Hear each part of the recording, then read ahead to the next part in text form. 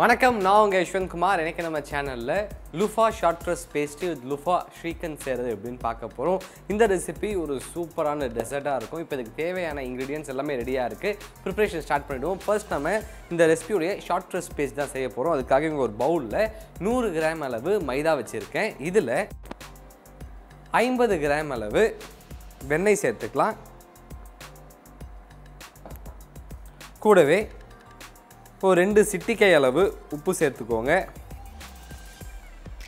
அதன் பிறகு 1 table spoon அளவு பவுடர்ட் சுகர் சேர்த்துக்கலாம்.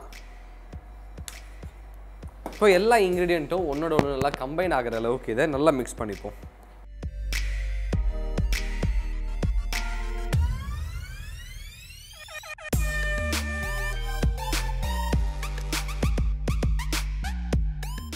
இதை இந்த மாதிரி நல்லா மிக்ஸ் பண்ணதன் பிறகு நல்லா க்ரம்பிளியாக இந்த பதத்துக்கு வரும். இந்த நேரத்தில் 1 டேபிள் ஸ்பூன் அளவு தண்ணி சேர்த்துக்கோங்க.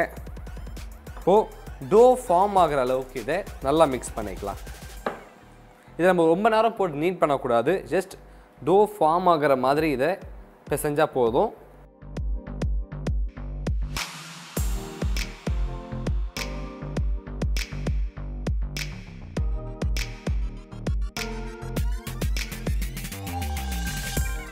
டோ இந்த மாதிரி ஃபார்ம் ஆனதன் பிறகு இதை ரோலிங் பின் யூஸ் பண்ணி ரோல் பண்ணி அதன் பிறகு ஒரு ரவுண்ட் கட்டர் யூஸ் பண்ணி இதை கட் பண்ணிக்கலாம்.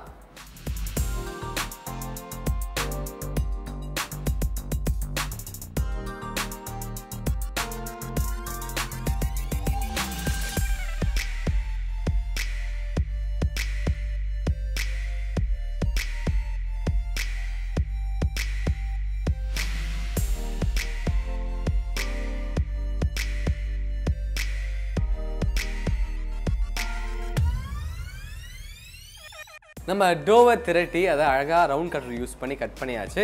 இந்த டோவில் நம்ம பவுடர் சுகர் சேர்த்தோம் இல்லையா, அந்த சுகரை வந்து வெறும் பிளெயினாக அரைத்து சேர்க்காமல் அதை கொஞ்சம் ஏலக்காய் சேர்த்து அரைத்திருந்தேன். ஸோ அது நல்ல ஒரு மனம் கொடுக்கும். ஒரு நாள் நீங்கள் வேணான்னு ஃபீல் பண்ணிங்கன்னா வெறும் பிளெயின் பவுடர் சுகர் ஆட் பண்ணாலே ஓகே தான். இப்போ இதை நம்ம 180 டிகிரி செல்சியஸில் ஏற்கனவே 15 நிமிடம் ப்ரீ ஹீட் பண்ணி வச்சுருக்க அவனில் அடுத்து ஒரு 20 நிமிடம் இதை பேக் பண்ணிக்கலாம்.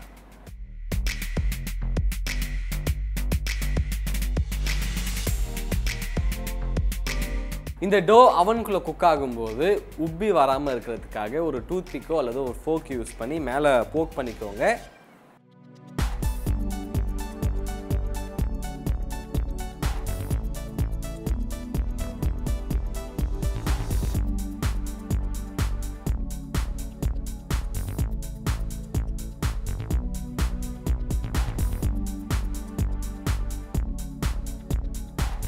நம்ம இந்த ஷார்ட் கிரஸ்ட் பேஸ்ட்ரி பேக் ஆகிறதுக்குள்ளே அதுக்கு நடுவில் வைக்கக்கூடிய ஸ்டஃபிங் ரெடி பண்ண போகிறோம். அதுக்காக ஒரு பேன் எடுத்துக்கிறேன்.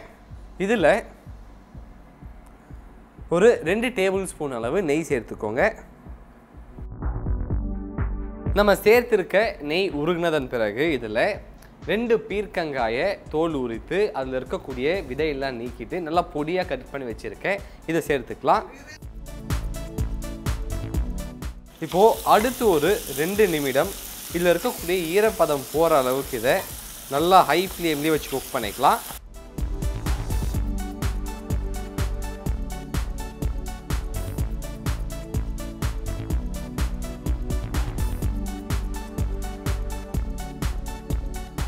இதை நல்லா வதக்கியாச்சு. இந்த நேரத்தில் இதில் ஒரு பிஞ்ச் அளவு குங்குமப்பூ சேர்த்துக்கலாம். கூடவே 2லிருந்து 3 டேபிள் ஸ்பூன் அளவு சர்க்கரையும் சேர்த்துக்கலாம். இப்போது அடுத்து ஒரு 5 நிமிடம் இதை லோ ஃப்ளேம்லேயே வச்சு நல்லா குக் பண்ணிக்கலாம். அதுக்குள்ளே நம்ம ஸ்ரீகந்த் ரெடி பண்ண போகிறோம். அதுக்காக இங்கே நம்ம நீக்கி வச்சுருந்த பீர்க்கங்காய் தோல் வச்சுருக்கேன். இதை கொஞ்சமாக தண்ணி சேர்த்து நல்லா ஃபைன் பேஸ்ட்டாக அரைச்சி எடுத்துக்கலாம். பீர்க்கங்காயோடைய தோல் நல்லா அரைத்து எடுத்தாச்சு. இப்போ இதை வேற ஒரு பேனில் சேர்த்துக்கலாம். இப்போ இதில் இருக்கக்கூடிய ஈரப்பதம் முழுமையாக எவாபரேட் ஆகிற அளவுக்கு இதை லோ ஃப்ளேம்லேயே வச்சு நல்லா குக் பண்ணிக்கோங்க. ஸோ இதை நம்ம செய்கிறதுக்குள்ளே நம்மளுடைய ஷார்ட் கிரஸ்ட் பேஸ்ட்ரியும் ரெடி ஆகிடுச்சு. இதை அவனில் இருந்து வெளியில் எடுத்துருவோம்.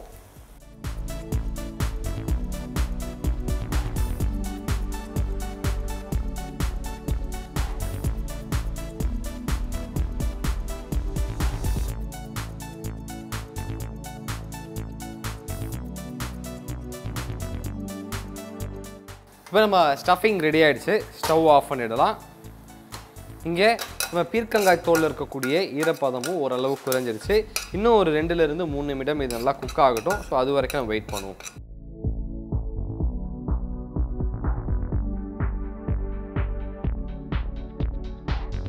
இப்போ நம்ம பீர்க்கங்காயோடைய தோல் நல்லா குக் ஆகிடுச்சு. ஸ்டவ் ஆஃப் பண்ணிவிடுவோம்.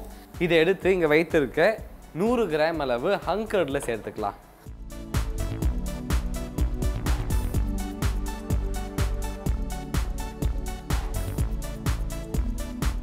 இது கூடவே சர்க்கரையோடு சேர்த்து அரைத்த ஏலக்காய் தூள் தேவையான அளவு சேர்த்துக்கலாம்.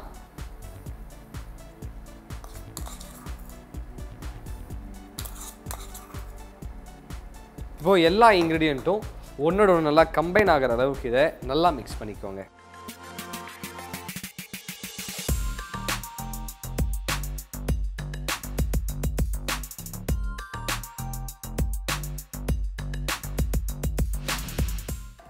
இந்த ரெசிபிக்கு தேவையான எல்லாமே ரெடி ஆகிடுச்சு. இப்போ அழகாக அசம்பிள் பண்ணி ஒரு பிளேட்டில் போர்ஷன் பண்ணிப்போம்.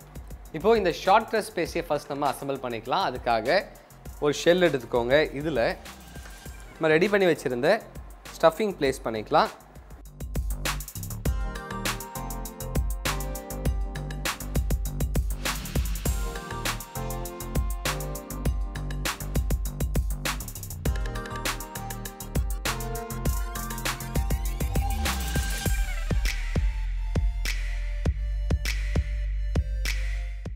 இப்போ இது ரெடி ஆயிடுச்சு. இதை எடுத்து அழகாக ஒரு பிளேட்டில் போர்ஷன் பண்ண போகிறோம். ஸோ அதுக்கு முன்னாடி இந்த பிளேட்டில் கொஞ்சமாக ஸ்ரீகந்த் பைப் பண்ணிக்கோங்க.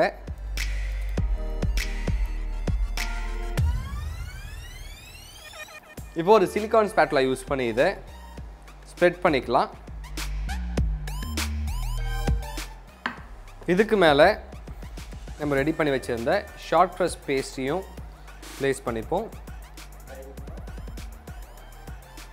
அதன் பிறகு இங்கே சைடில் கொஞ்சம் ஸ்ரீகந்தை பைப் பண்ணிக்கலாம்.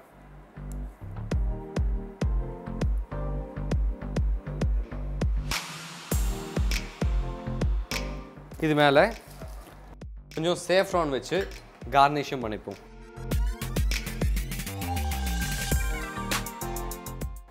கடைசியாக மீதம் வச்சிருக்க ஸ்டஃபிங் எடுத்து நடுவில் ஸ்ப்ரிங்கிள் பண்ணிக்கலாம்.